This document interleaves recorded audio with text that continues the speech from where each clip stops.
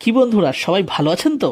তো বন্ধুরা দেখুন, আজকে যে রেসিপিটা আমি আপনাদের সাথে শেয়ার করব, এই রেসিপিটা হচ্ছে খুবই স্পেশাল। মানে এটা পশ্চিমবঙ্গের বর্ধমান জেলার একটা বিখ্যাত খাবার, এবং এটা কিন্তু স্পেশাল একটা দিনে হয়।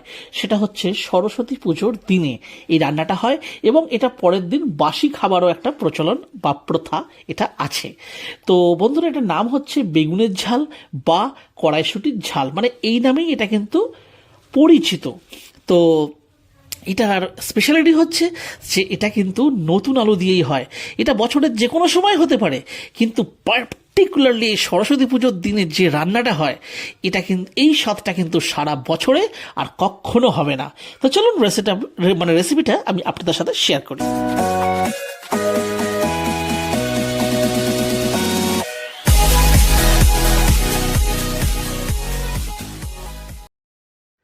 তো দেখুন বন্ধুরা, এখানে আমরা নিয়ে নিয়েছি হচ্ছে বেগুন, কারণ বেগুনের ঝাল বেগুন ছাড়া তো আর হবে না। তো বেগুন রয়েছে কাটা বেশ একটু বড় সাইজের, আর এখানে রয়েছে আলুও দেখুন। আর এখানে রয়েছে মটরশুঁটি, ছাড়ানো মটরশুঁটি, এটা প্রায় প্রায় রয়েছে আমাদের 2 কিলো, মানে 2 কিলো মতন। তো চলুন রেসিপিটা স্টার্ট করি। আর এটার জন্য লাগবে হচ্ছে ফোড়ন। তো ফোড়নটাও কিন্তু খুব ইউনিক একটা মানে ফোড়ন হয়। তো আর এই রান্নাটার স্পেশালিটি হচ্ছে এটা না একটু, যেহেতু বাসি খাবার একটা প্রচলন আছে, তো সুতরাং একটু তেলটা মোটামুটি ভালো মতনই যায়। তো এখানে রয়েছে আমাদের কাছে 200 গ্রাম মতন তেল। তো তেলটা এখানে আমি গরম করতে দিয়েছি। আর এবারে যে ফোড়নটা হবে সেটা একটু রেডি করে নিই। তো ফোড়নে রয়েছে 5 ফোড়ন। কালো জিরে একটু বেশি দিতে হবে, মানে ওটাকে ওই জন্য আমরা স্পেশালি আলাদা করে নিয়েছি। কয়েকটা শুকনো লঙ্কা, আর সাথে রয়েছে তেজপাতা। ব্যাস এটুকুই লাগবে।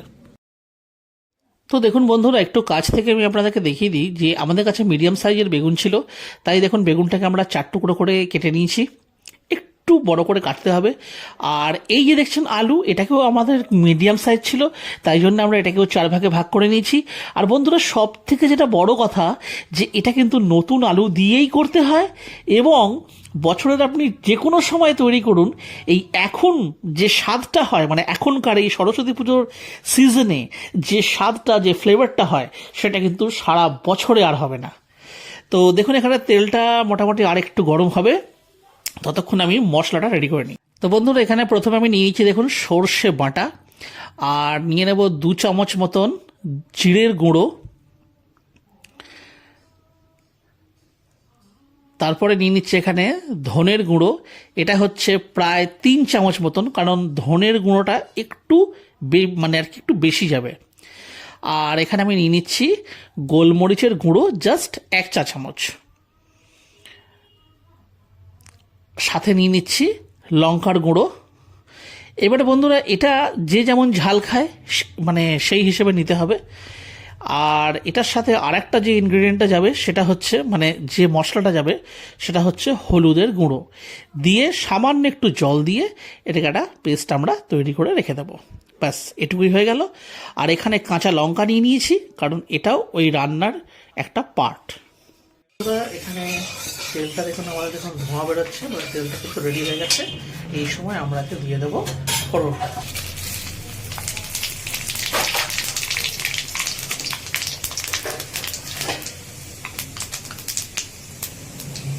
তো দেখুন বন্ধু, ফোড়নটা এখানে জাস্ট 10 সেকেন্ড একটু হয়ে যাবে। আর এই সময়তে দিয়ে দেবো কেটে রাখা আলুর টুকরোগুলো।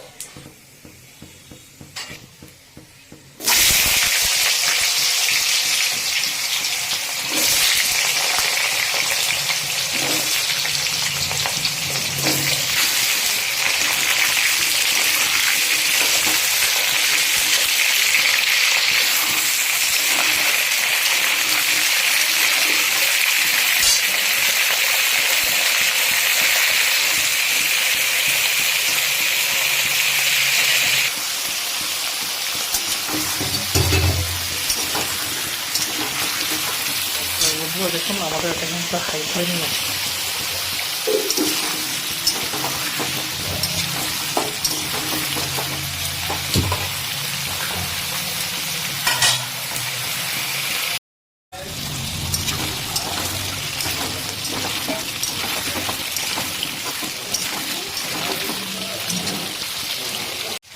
তো দেখুন বন্ধুরা, আলুটা ভাজা আমাদের প্রায় 10 মিনিট হয়ে গেছে। আর আলুটা একটুখানি দেখিয়ে দিই আপনাদেরকে। দেখুন এটা কিন্তু হাফ ভাজা হয়েছে, এখনও আরও ভাজা হচ্ছে, কিন্তু আমরা এখন আর ভাজবো না এটাকে। এই সময়টা আমরা মিশিয়ে দেবো কেটে রাখা বেগুনগুলো।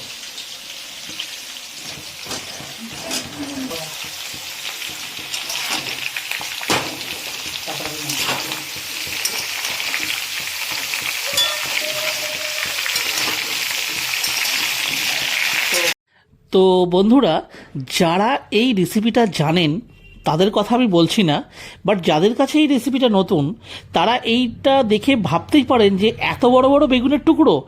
হ্যাঁ বন্ধুরা, এখানে এত বড় বড় টুকরো করেই দিতে হবে, কারণ এটা যখন রান্না হয়ে যাবে তখন কিন্তু এটা আর এত বড় ঠিক থাকবে না, নর্মাল শেপেই কিন্তু চলে আসবে। আর আমরা আগেই যদি ছোট করে কেটে দিই তাহলে কিন্তু একদম জাস্ট গলে ঘ্যাঁট হয়ে যাবে।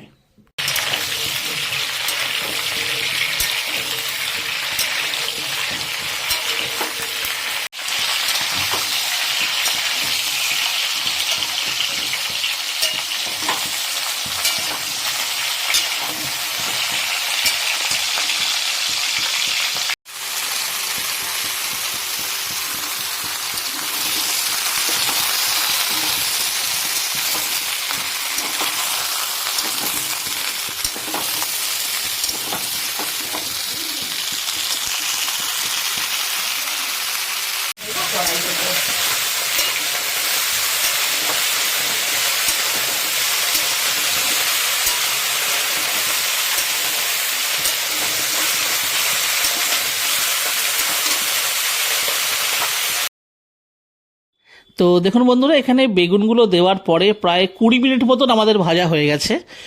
আর দেখতে পাচ্ছেন যে বেগুনগুলো আগের যে শেপ ছিল সেই শেপ থেকে অনেক বেশি পরিবর্তন হয়ে গেছে। তো এই সময় আমি দিয়ে দেবো মশলা। তো বন্ধুরা, এখানে যে শুকনো লঙ্কার তেজপাতা রয়েছে এটা দেখে আপনারা ভাবতেই পারেন যে এটা কোথা থেকে এলো। আসলে কিছু না, আমরা যে ফোড়নটা দিয়েছিলাম আমাদের একটু ভাজতে অসুবিধা হচ্ছিল, তাই এটাকে আমরা তুলে রেখেছি এবং এটাকে আমরা এই মশলার সাথে এর মধ্যে মিশিয়ে দেবো। তাহলে কি হবে, মানে এইটা মানে একটা শুকনো লঙ্কা আর তেজপাতার যে ফ্লেভারটা সেটা কিন্তু তরকারিতে চলে আসবে।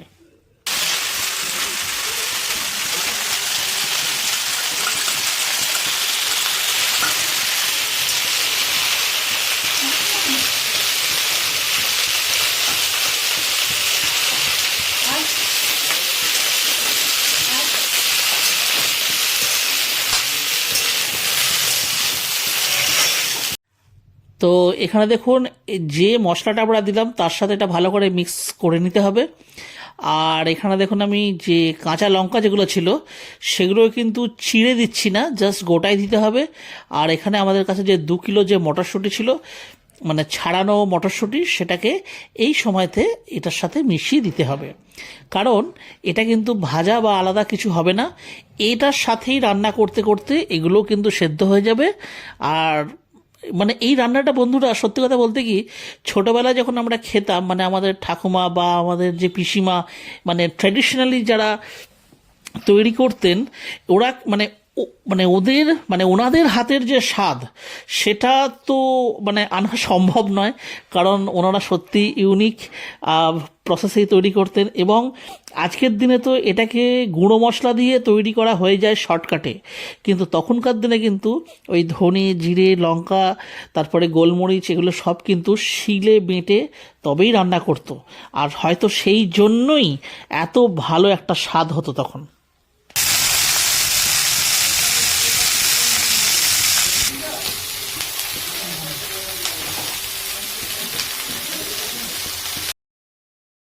তো এখানে দেখতে পাচ্ছেন যে টোটাল সবজি মশলা সব দিয়ে আমাদের প্রায় এইভাবে 10 থেকে 15 মিনিট মতন মিক্স করে ভাজা হয়ে গেছে, মানে এর সাথে মিক্স হয়ে গেছে। এই সময়তে আমি দিয়ে দেবো জল, আর জলটা একটু বেশি পরিমাণ দিতে হবে, কারণ এখানে আলুটাও হচ্ছে সেই নতুন আলু, সুতরাং সেদ্ধ হতে একটু সময় নেবে।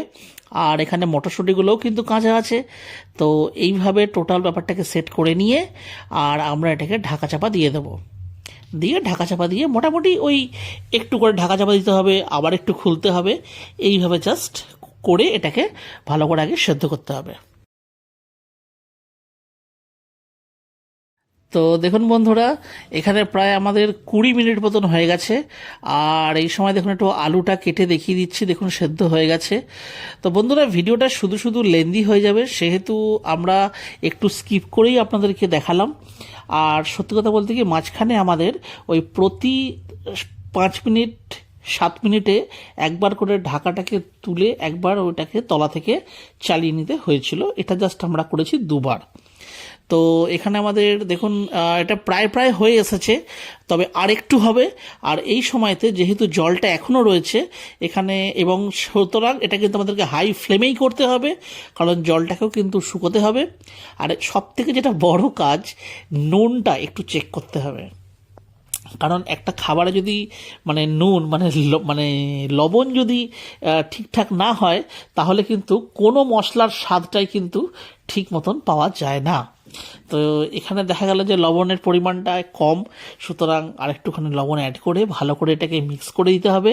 আর বন্ধুরা, সব থেকে যেটা বড় কথা, এখনও যেহেতু জল রয়েছে, সুতরাং এই তরকারির এই জলটার সাথে এখন ভালো করে মিক্সটা হয়ে যাবে। কারণ যেহেতু এই রান্নাটা একটু শুকনো শুকনো হয়, তো শুকনো হয়ে গেলে তখন আর কিন্তু লবণটা ভালো করে মিক্স করা যাবে না।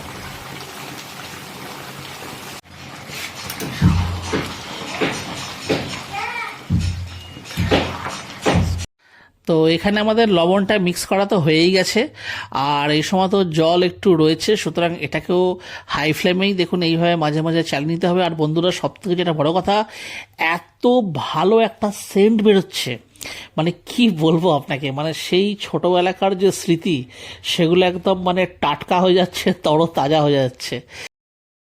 তো এইখানে দেখুন, আপনাদেরকে দেখিয়ে দিই, একটু দেখুন সামান্য জল রয়েছে।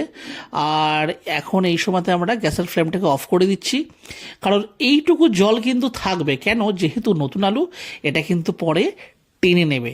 আর বন্ধুরা, রান্নাটা কিন্তু আমাদের প্রায় এখানেই শেষ হয়ে যাচ্ছে। তো এই সময়তে আমরা এর মধ্যে এটাকে ঢাকা চাপা দিয়ে রেখে দিচ্ছি। তো দেখুন বন্ধুরা, ফাইনালি আমাদের বেগুনের ঝাল হয়ে গেছে রেডি।